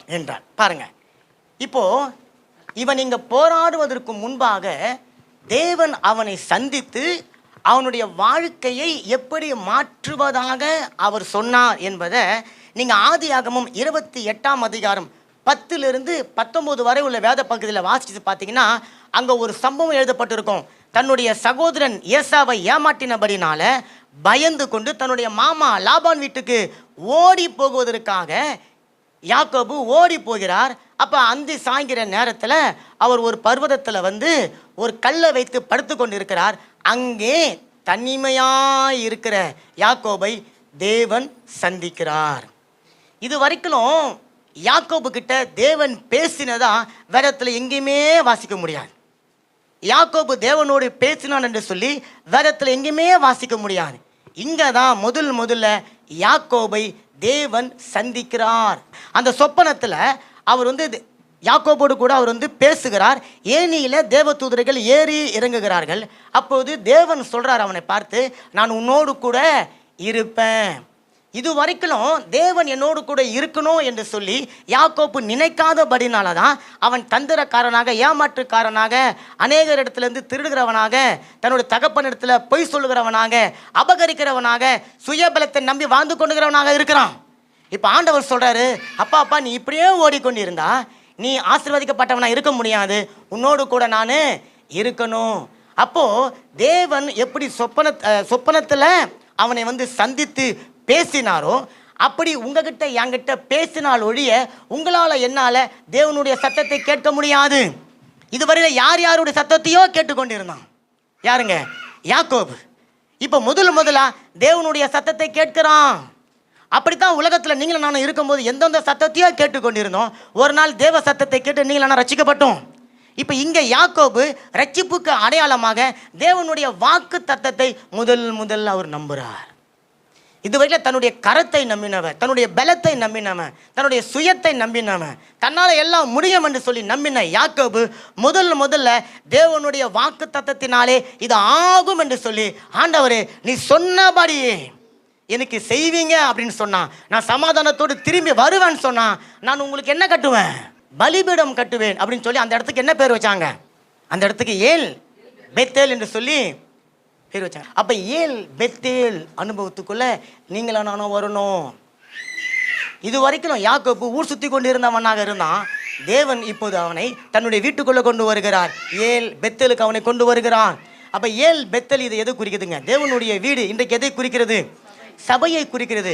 அப்ப தேவன் உங்களையும் என்னையும் இந்த சபையில வந்து தேவனை ஆராதிக்கிற அந்த அனுபவத்திற்குள்ளார நீங்களும் நானும் வரணும் என்பதற்காக இது வரைக்கும் உங்களை அவர் ஃப்ரீயா விட்டுருந்தாரு. இப்போ அவர் உங்களை ஃப்ரீயா விடாதபடிக்கு உங்களை அவர் வந்து சந்திக்கிறார். யாக்கோபுக்கு தெரியாது நான் ஒரு சொப்பனம் காணுவேன், தேவன் எனக்கு வருவார், தரிசனமாவார், தெரியாது. ஆனால் தேவன் அவனை அறியாமல், அவன் தெரியாத இருந்த நேரத்தில், யாருமே அவனை பார்க்காத ஒரு இடத்துல அவனை வந்து சந்தித்து, நான் உன்னோடு கூட இருப்பேன், நான் உனக்கு சொன்னதை செய்யும் அளவும் உன்னை விட்டு விலகுவதும் இல்லை, உன்னை கைவிடுவதும் இல்லை என்று சொல்லி வாக்கு தத்தம் பண்ணினார். கரங்களை தட்டுங்களேன். அப்படித்தான் தேவன் உங்களை என்னையும் பெயர் சொல்லி அழைத்து வாக்கு தத்தை கொண்டு வந்து சபையில் வைத்து உங்களை எங்களையும் அவர் தேற்றி கொண்டு இருக்கிறார். இப்போ ரட்சிக்கப்பட்ட அந்த மனுஷன்தான் உன்னோடு கூட நான் இருப்பேன் அப்படின்னு சொல்லி வாக்குத்தத்தை பெற்றுக்கொண்ட ஒரு மனுஷன்தான். நீர் என்னை சமாதானத்தோட திரும்ப வர பண்ணினா அப்படின்னு சொல்லி தேவனை நம்பி பேசின மனுஷன்தான் லாபான் வீட்டுக்கு போன உடனே எல்லாத்தையும் மறந்துட்டார். பழையபடியா எத்தத்துக்கு மேலே வைக்கிறார், தன்னுடைய சித்தத்தை மேலே வைக்கிறார், தன்னுடைய சுய விருப்பங்களை மேலே வைக்கிறார். தேவனுடைய வாக்குத்தத்தத்தை அவர் மறந்துட்டார். இப்போ நல்லா 2 பரிவாரங்களோடு கூட பெரிய ஆடு மாடுகள் சேனைகள் நல்லா பெரிய கோடீஸ்வரனா அவர் என்ன பண்ணுறார், நடந்து போய் கொண்டு இருக்கிறார். திடீரென்று அவருக்கு ஒரு டெலிஃபோனில் இன்ஃபர்மேஷன் வருது, உன்னுடைய அண்ணன் உன்னை பார்க்க வரான். எஸ்ஸா வரான்ன உடனே எத்தனோ ஆண்டுகளுக்கு முன்பாக அவனுக்கு முன்னாடி செய்த துரோகம் இவருக்கு ஞாபகம் வந்து பயம், திகில், குழப்பம், என்ன செய்யணும் என்று சொல்லி தெரியல. அப்போ கூட சில காரியங்களை அவன் தந்திரமாக தான் செய்கிறான். அவங்க அண்ணனை மயக்குவதற்காக, அவங்க அண்ணனை சமாதானப்படுத்துவதற்காக தேவனிடத்தில் கேட்கவே இல்லை. பாருங்க, இதையெல்லாம் அவன் செய்யணுன்ற அவசியமே இல்லை. சில காரியங்களை அவன் செய்கிறான். இப்போ யாப்போக்கு அந்த இடத்துல போயிட்டு தேவனோடு கூட போராடுறான். அந்த ஃபோட்டோ போடுங்க. இப்போ நல்லா கவனிச்சுக்கோங்க, இதுதான் என் தேடி எடுத்த ஃபோட்டோ. இப்போ அந்த இடத்துல தேவன் 32:28 சொல்கிறார், உன் பெயர் இனி யாக்கோபு அல்ல இஸ்ரவேல் அப்படின்னு சொல்லி. யாக்கோபுனுடைய வாழ்க்கையில் ஒரு பெரிய டர்னிங் பாயிண்ட் அங்கே தான் அவனுக்கு உருவாகிறது. ஒரு பெரிய பயத்தோடு நடுக்கத்தோடு போனவனை தேவன் வந்து சந்திக்கிறான். அவன் தன்னுடைய அறிவால், தந்திரத்தால், தன்னுடைய வல்லமையால் வாழ்ந்து கொண்டிருந்தான். ஆசீர்வாதத்துக்காக தந்தையை ஏமாற்றினவன் தான், செல்வத்திற்காக லாபானை ஏமாற்றினவன் தான், மனைவிகளை ஏமாற்றினவன் தான், பல காரியங்களை அவன் செய்து கொண்டு தான் இருந்தான். ஆனால் தேவனை அவனால் ஏமாற்ற முடியல. தேவனை அவனால் எதுவும் செய்துவிட முடியல. இப்போ அவன் தேவனோடு கூட போராடி கொண்டு அவன் இருக்கிறவனாக இருக்கிறான். இத்தனை நாள் அவனுடைய வாழ்க்கையில் தேவன் மேலே நம்பிக்கை இல்லை. முதல்ல அவன் தன்னுடைய நம்பிக்கையை தேவன் மேலே வைக்கிறான். வச்சு சொல்கிறான், ஆண்டவரே நீர் என்னை ஆசீர்வதித்தால் ஒழிய நான் உம்மை விட மாட்டேன். இப்போ யாக்கோபுக்கு என்ன ஆசீர்வாதத்தில் குறைவு? எந்த ஆசீர்வாதத்துக்காக அவர் தேவனை நோக்கி கெஞ்சணும்? இது வரைக்கும் அவர் ஓடி உழைச்சி நடந்தாலும் வாழ்ந்துனுக்கிறாரு. இன்றைக்கி நீங்கள் போய் ரோட்டில் பாருங்களேன், நம்மளோட நல்ல கார், நம்மளோட நல்ல பங்களா, நல்ல சம்பளம், நல்ல படிப்பு, பிள்ளைங்க நல்ல செழிப்பு, நல்ல வசதி வாழ்க்கையாக இருக்கிறாங்க தானே. அவங்கள விட நீங்கள் எந்த ஆசீர்வாதத்தை பெற்றுக்கொள்கிறீங்க? நீங்கள் எதுக்கு சபைக்கு வரணும்? நீங்கள் எதுக்கு தேவனை தேடணும்? நீங்கள் எதுக்கு உண்மையாக வாழணும்? நீங்கள் எதுக்கு பரிசுத்தமாக இருக்கணும்? நீங்கள் எதுக்கு உங்களை தேவ சாயலுக்கு நேராக மாற்றணும்? நீங்கள் எதுக்கு சுயத்துக்கு சாகணும்? நீங்கள் எதுக்கு இந்த மாதிரி வந்து ஒரு பாஸ்ட்டுக்கு கீழே இருந்துன்னு உட்காந்துன்னு கேட்டுன்னு இருக்கணும்? நீங்கள் எதுக்கு தூங்கி வந்துன்னு கூட இருக்கணும்? ஏன் ஏன் ஏன் ஏன் கேட்டு பார்த்துருக்கிறீங்களா? அப்போ யாக்கோபு இது வரைக்கும் அவன் பெற்றுக்கொள்ளாத ஒரு ஆசீர்வாதத்தை தேவனால் மட்டும்தான் பெற்றுக்கொள்ள முடியும். ஆமென்.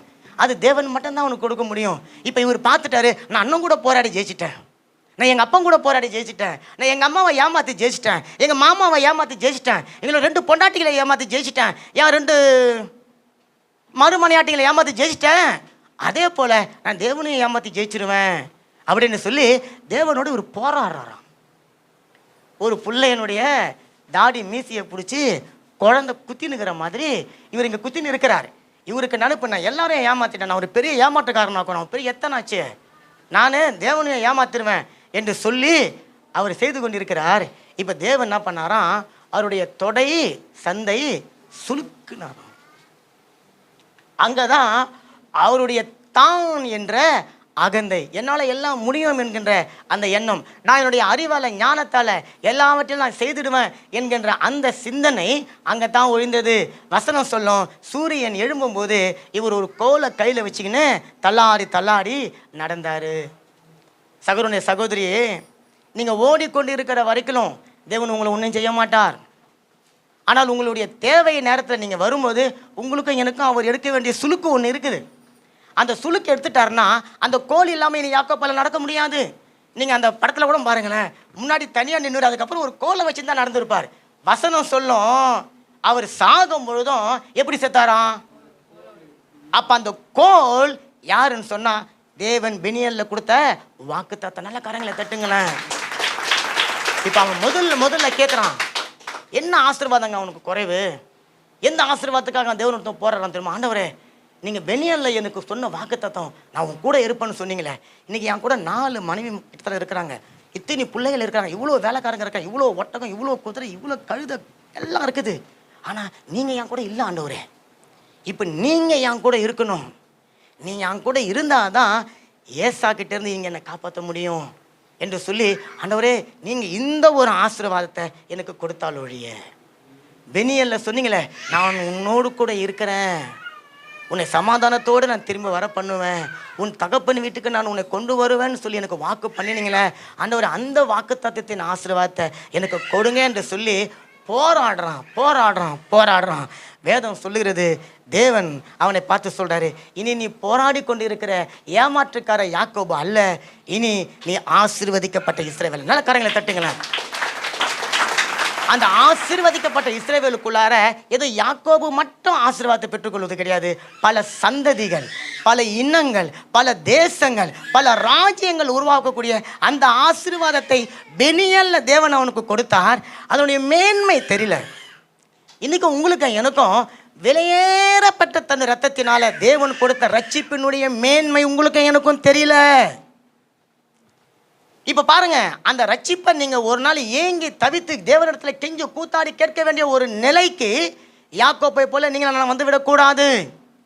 அதில் ஏதோ பாவத்திலேருந்து தேவன் விடுவித்தது கிடையாது. ரட்சிப்பு பாவத்திலிருந்தும் விடுதலை பண்ணார். அது மாத்திரமல்ல, ரட்சிப்பு என்பது நீங்கள் முந்தின சாயலிருந்து பிந்தின ஆதாமாகிய இயேசு கிறிஸ்துவின் சாயலுக்கு நேராக நீங்கள் மாற வேண்டியது தான்.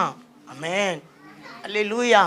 சரி, அப்போ இன்னைக்கு நான் யாக்கோபு மேலே போராடி கொண்டு இருக்கிறேன். ஆண்டவரே, எனக்கும் ஒரு யாப்போக்கு அந்த நதி ஆற்றங்கரையின் ஓரத்தில் இருக்க போல ஒரு அனுபவம் எனக்கு கிடைக்குமா? நானும் உங்கள் கூட போராடி எதையாவது ஒன்று பெற்றுக்கொள்ள முடியுமா அப்படின்னு சொன்னால், யாக்கோபுக்கு அனுமதித்த தேவன் உங்களுக்கு அனுமதிக்காமல் இருப்பாரா? அப்போ அவர் உங்களையும் போராடும்படிக்காக கூப்பிடுகிறார். அங்கே வசனம் சொல்லுது, நீ மனுஷனோடும் தேவனோடும் போராடி ஜெயித்தாயின்னு சொல்கிறார். அவன் தேவனெல்லாம் ஜெயிக்கல, அவனை சமாதானப்படுத்துவதற்காக இன்னைக்கு உங்களையும் அப்படித்தான் சொல்றார், நீயும் ஜெயம் பெற்றவன். ஆமேன். ஏன்னா உங்களுக்காக எனக்காக கர்த்தராக இயேசு கிறிஸ்து கல்வாரி சிலுவையில ஜெயத்தை பெற்று கொடுத்து இருக்கிறார். ஆமேன். அப்ப நம்ம போராட தேவையில்லைங்க. ஜஸ்ட் நீங்க உங்களுடைய மனதை மாத்திரம் திருப்பி உங்களுடைய ரட்சிப்பின் மேன்மை என்ன, தேவன் உங்களை சபையில வைத்து நடத்துகிறதுனுடைய அருமை என்ன, உங்களுக்காக ஒரு சபையில் கொண்டு வந்து வைத்துக்கிற சபையினுடைய நோக்கம் என்ன, சபையில் பெற்றுக்கொண்ட ஊழியம்தான் என்ன, உங்களுடைய ஊழியக்காரனுக்கு நீங்கள் கீழ்ப்படிந்து இருக்க வேண்டியது நோக்கம்தான் என்ன, சக விசுவாசிகளை நீங்கள் அன்பு செய்ய வேண்டிய நோக்கம்தான் என்ன, நீங்கள் ஏன் மற்றவர்களுக்காக ஜெபிக்கணும் இந்த நோக்கம்தான் என்ன என்பதை நீங்கள் போராடி கொண்டு இருக்கும் போது தான் தேவன் சொல்லி கொடுப்பாரு. அந்த சக்கரத்தில் வச்சு அந்த மண்ணை சுத்தும் போது அந்த மண் பண்ண ஒரு இடத்துல நிற்காது, அது என்ன பண்ணும்? சுத்தம். நீங்கள் ஊஞ்சலில் அப்படி 2 ஓட்டு வந்தாலே உங்களுக்கு தலை சுற்றுது.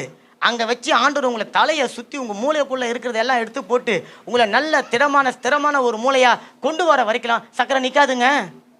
யார் சொன்னாலும் நிற்காது. அது குயவன் நினச்சா மட்டும்தான் அந்த சக்கரம் நிற்கும். அந்த சக்கரம் நின்றுட்டா அதுக்கப்புறம் அந்த பானை அந்த சக்கரத்து மேலே இருக்க வேண்டிய வேலை இல்லை. அந்த பானையை வேறு யாரோ ஒரு கை எடுத்துக்கொண்டு வைக்காது, அதை செஞ்ச அதே குயவன் தான் கொண்டு போய் வைப்பான். நல்ல கரைகளை தட்டுங்களேன். அப்போ இன்றைக்கு தேவனுடைய சித்தத்தை விட்டு நீங்கள் எங்கேயோ ஓடிக்கொண்டு இருக்கிறீங்களா? பாருங்கள், நான் உங்களை மட்டும் பார்த்து பேசல, ஒட்டுமொத்த சபையை பார்த்து தான் சொல்கிறேன். நான் நீங்கள் எல்லாரும் தேவனுடைய சித்தத்துக்கு விலகி ஓடிக்கொண்டு இருக்கிறோமா? ஆண்டவர் சொல்கிறார், என்னுடைய சித்தத்துக்கு நேரம் நீ திரும்பி வர, நீ போராடாத, நீ எந்த விதமான கடினமும் பட தேவையில்ல, என்னுடைய கிருபையை பெற்றுக்கொள். ஆமேன். அதான் சொல்ற 2 கொரிந்தியர் 12:9 அதற்கு அவர் சொல்றாரு, என் கிருபை உனக்கு போதும், உன்னுடைய பலவீனத்தில் என்னுடைய பலன் கொஞ்சமாய் விளங்கும். ஆண்டவர் சொல்லிட்டார். அப்ப நீங்க எல்லாரும் இனி சிங்கத்தை போல, ஆமேன், எழும்பி நின்று தேவனுடைய பலத்தை பெற்றுக்கொண்டவர்களாக இருக்கணும். யாக்கோபுனுடைய வலிமை யாக்கோப்புல உடைஞ்சது, யாப்போக்குள்ள உடைஞ்சது. அப்போ உங்களுடைய வலிமை எங்க உடையணும்? உங்களுடைய பலன் எங்க உடையணும்? உங்களுடைய மாம்ச கிரியை எங்க உடையணும்? அல்லது என்னுடைய மாம்ச பலம் எங்க உடையணும்? ஆண்டவர் வச்சுக்கிறாருங்க. அவனுக்கு தாங்க யாப்போக்கு. உங்களுக்கு எனக்கும் உங்க வீடாக கூட இருக்கலாம், ஏன் அந்த சபையாக கூட இல்லைங்க, ரோட்டில் போகும்போது கூட இருக்கலாம். ஆண்டவருக்கு 1000 வழிகள். ஆனால் யாக்கோப்புக்கு தெரிஞ்சுக்கணும், ஆண்டவரே நான் இவ்வளோ நாள் என்ன நம்பி ஓடுனேன், இப்போ நான் உங்களை நம்பி ஓட போகிறேன். ஆமேன், அல்லேலூயா. நல்ல கரைகளை தட்டுங்களா. கடைசியாக ஒரே ஒரு கருத்தை சொல்லி முடிக்கிறேன். இப்போ அவனுக்குள்ள ஒரு புதிய மாற்றம் வந்து விட்டது, ஒரு புதிய சிந்தை வந்து விட்டது. இப்போ அவன் பழைய யாக்கோபா இல்லை, மாம்ச பலத்தை நம்பிக்கொண்டு இருக்கிற யாக்கோபா அவன் இல்லை. இப்போ அவன் ஆவியினால செயல்படுகிறவனா அவன் மாறி போகிறான். 35:1 தேவன் சொல்றார், நீ எழுந்து பெத்தேலுக்கு போ, அங்கதான் நான் உனக்கு தரிசனமான. ஆமென். அப்ப ஆண்டவர் பாருங்க, எந்த முள்ளை எங்க வச்சாரோ இப்ப அங்கதான் அவர் எடுக்கணும். நீ திரும்ப பெத்தலுக்கு போடான்னு சொல்லி அவனை பெத்தலுக்கு அனுப்புறாரு. இப்ப 2வது வசனம் நான் வாசிச்சேன், எனக்கு ரொம்ப அருமையா இருந்தது. நான் வாசிக்கிறேன் பாருங்களேன். அந்த 2வது வசனம் 35:2 சொல்லுது, அப்பொழுது யாக்கோபு தன் வீட்டாரையும் தன்னோடு கூட இருந்த மற்ற அனைவரையும் நோக்கி, உங்களிடத்தில் இருக்கிற அந்நிய தெய்வங்களை விலக்கி போட்டு உங்களை சுத்தம் பண்ணி கொள்ளுங்கள், உங்கள் வஸ்திரங்களை மாற்றுங்கள். இது வரைக்கும் இப்படி பேசினதே கிடையாது யாக்கோபு, இப்படி சிந்திச்சதே கிடையாது. ஆனா இப்ப முதல்ல அவருக்கு ஒரு சுளுக்கு வந்தது பாருங்க. இப்ப அந்த சுளுக்கு அவருடைய காலில் சுளுக்கினே இருக்கும் போதெல்லாம் இந்த ஞாபகம் வந்துருச்சு, அந்நிய தெய்வங்களை விட்டுறணும், மாம்ச கிரியைகளை விட்டுறணும், வஸ்திரத்தை மாட்டணும், சுத்தம் பண்ணணும், அப்பதான் நான் பெத்தலுக்குள்ள போக முடியும். அப்போ ஒவ்வொரு வாரமும் நம்ம பெத்தலுக்கு அப்படிதான் வரணும். ஏன்னா உங்களையும் என்னை ரசிக்கும் போது ஆண்டவர் சுளுக்கு எடுத்துட்டார். நீங்களா நானும் இன்னைக்கு சுயமா ஓடி ஜெயிக்கிறவங்க கிடையாது. ஆனா இன்னைக்கு தேவன் உங்களையும் என்னையும் சுளுக்கெல்லாம் எடுக்க தேவையில்ல, உங்களையும் என்னையும் தேவன் ஸ்திரப்படுத்தி இருக்கிறார். ஆமென். இப்ப நல்லா பாருங்க, இதுதான் புதிய சிருஷ்டிப்பினுடைய அடையாளம். குயவனுடைய கைகள் பட்டு வணைந்து கொள்ளப்பட்ட ஒரு நல்ல பாத்திரம். இப்ப அவனுடைய மனைவி பார்க்கறா, என்னையா என்னுடைய வீட்டுக்காரனுக்கு என்ன ஆச்சு, என் கணவருக்கு என்ன ஆச்சு, இப்படிலாம் பேசுறாரு அப்படின்னு சொல்லி அவங்க நினைக்கிறாங்க. இப்ப இந்த யாக்கோபு போறான். இந்த யாக்கோபு போன உடனே 12 கோத்திரங்கள் அவனுக்குள்ள இருந்து உண்டாகிறது பாருங்க. 12 கோத்திரங்களும் தேசத்துல பெருகுகிறாங்க, சந்ததிகள் பெருகுகிறது, ஆஸ்தியும் அந்தஸ்தும் நிறைந்தவனா, பூர்ண ஆயுசு பெற்றவனா யாக்கோபு. ஹல்லேலூயா. அதுதாங்க வாழ்க்கை. ஆமென். யாக்கோபு போல பெரிய பணக்காரங்க இருந்திருப்பாங்க. ஆனா வாக்குத்தத்தத்தின் மேல சாய்ந்து கொண்டு மரித்தவங்க எத்தனை பேரு, தேவனை பிடித்து கொண்டு மரித்தவங்க எத்தனை பேர், யோசனை பண்ணி பாருங்க. அந்த லிஸ்ட்ல நீங்கள நானும் வரணும். ஆமென். இன்னைக்கு உங்களை பார்த்து ஆண்டவர் சொல்றார், நீ யாக்கோபு கிடையாது, நீ என்னால் தெரிந்து கொள்ளப்பட்ட இஸ்ரவேலன். இஸ்ரவேலன் சொல்லும் போது ஆசீர்வதிக்கப்பட்ட ஒரு சந்ததி. அப்போ உங்களுக்கு ஒரு கேள்வி வரலாம், கர்த்தர் குயவன் நல்ல பாத்திரங்களை உருவாக்குகிறார், நான் எப்படிப்பட்ட பாத்திரமா இருக்கணும்? அது யார் டிசைன் பண்ணுவா? நம்ம தான் பண்ணுமா? மண்ணு குயவன்கிட்ட கேட்கணுமா என்ன இப்படிப்பட்ட ஒரு பாத்திரமா டிசைன் பண்ணணும்னு சொல்லிட்டு? ரோமர் 9:21 சொல்லுது. ரோமர் 9:21, மிதியிட்ட ஒரே களிமண்ணினால குயவன் ஒரு பாத்திரத்தை கனமான காரியத்திற்கும் ஒரு பாத்திரத்தை கனவீனமான காரியத்திற்கும் பண்ணுகிறதுக்கு மண்ணின் மேல அவனுக்கு அதிகாரம் இல்லையா? புரியுதுங்களா? அப்போ இங்கே கனவீனமான பாத்திரம்னு சொன்னால் என்ன அர்த்தம்னா, இப்போ உதாரணத்துக்கு ஒரு சபை அப்படின்னு சொன்னால் நம்மளாம் நினச்சிக்கோ, உடனே பாஸ்டர்னா அவர் ஒரு கனமான ஆள், ஒரு மூப்பர்னா கனமான ஆள், பொறுப்பாளர்னா கனமான ஆள், டீக்கன்னா கனமான ஆள், மற்றவங்களாம் கனவீனம். அப்படி கிடையாது. நம்ம வீட்டில் கூட சில பாத்திரங்களை நம்ம குசினில் யூஸ் பண்ணுறோம், சில பாத்திரங்களை டேபிளில் யூஸ் பண்ணுறோம், சில பாத்திரங்களை டாய்லெட்டில் யூஸ் பண்ணுறோம். ஆனால் எல்லா பாத்திரமும் அது இருக்கிற இடத்துல பெஸ்ட்டாக இருக்குதுங்க. எல்லா பாத்திரமும் அது இருக்கிற இடத்துல பெஸ்ட்டாக இருக்குது. அந்த பாத்திரம் இல்லைன்னு சொன்னால் அந்த காரியத்தை உங்களால் என்னால் செய்து முடிக்க முடியாது. ஆனால் குயவன் தான் செய்கிறான். அதே போல் எங்கள் தேவன் தான் செய்கிறார். ஆமென். உங்களையும் என்னையும் அவர் தன்னுடைய கரத்தில் எடுத்துக்கொண்டு யாக்கோபா இருந்த உங்களை தேவன் இஸ்ரவேலாய் மாற்றுகிறார். நல்ல காரியங்களை தட்டி கொண்டு அப்படி எழுந்து நில்லுங்களேன். தந்திரசாலியை தேவன் சாயலுக்கு நேராக மாற்றின ஒரு வித்தையை தான் பார்த்தோம். அப்போ இன்றைக்கும் பாருங்க, சபை கூடி வருதல், சபையில் தேவனோடு கூட இருக்கிற ஐக்கியம், சபையில் ஊழியக்காரனோடு கூட இருக்கிற ஐக்கியம், ஒருவரோடு ஒருவர் இருக்கக்கூடிய ஒரு ஐக்கியம், அன்பு, சந்தோஷம், சமாதானம், இது எல்லாமே தேவன் சபையில் தான் கொடுக்குறார். இதை நீங்கள் சபையில் பெற்றுக்கொண்டு ஜீவ ஊற்றை போல் நீங்கள் வெளியே போகிறீங்க. நீங்கள் சந்திக்கிறவர்களுக்கெல்லாம் உங்ககிட்ட இருந்து நீங்கள் எடுத்து கொடுக்கணும். ஆமேன். அதுக்கு தான் வாரம் உங்களை கொண்டு வந்து தேவன் என்னை கொண்டு வந்து வார்த்தையினால் அவர் நிரப்புகிறார். ஆமேன். இந்த யாக்கோபு நினச்சிருப்பான், சின்னவன் ஆண்டவரே, நான் எங்கள் குடும்பத்தில் நான் இளையவனாக பிறந்துட்டேன், சின்ன பையன், ஏமாற்றுக்காரனாக இருந்தான், என்னை யாரும் அறியாத ஒரு தேசத்தில் லாபான் வீட்டில் அடிமையாக கொண்டு போய் வச்சுன்னு இருந்து என்னுடைய வாழ்க்கையை படாபாடாமல் படுத்தினாலும் என்னை பெரியவனாக மாற்றினீர், பெரிய ஜாதியாக மாற்றினீர், ஆசீர்வாதத்திற்கு தகப்பனாக என்னை மாற்றினீர், எல்லாவற்றுக்கும் மேலாக எனக்காக ஒரு தேசத்தையே கொடுத்து என்னை இஸ்ரவேலனாய் மாற்றினீர். நல்ல காரியங்களை தட்டி நல்ல சந்தோஷமாய் சின்னவன் என்னை ஆண்டவர் பெரியவனாய் மாற்றினார் என்று சொல்லி விசுவாசத்தோடு அறிக்கை செய்து பாடி அவன் நாமத்தை மகிமைப்படுத்தலாமா? சின்னவன் என்ன ஆயிரமாக்கி அளவில்லாமல் உயர்த்துபவர் நீரல்லவோ. சிறியவன் என்ன பலத்த ஜாதியுமாக்கி பெருக செய்ய சின்னவன் என்னை சின்னவன் என்ன ஆயிரமாக்கி அளவில்லாமல் உயர்த்துபவர் நீர் அல்லவோ. சிறியவன் என்ன பலத்த ஜாதியமாக்கி பெரியவர் நீர் அல்லவோ. நீரே எனக்காக யுத்தம் செய்பவர்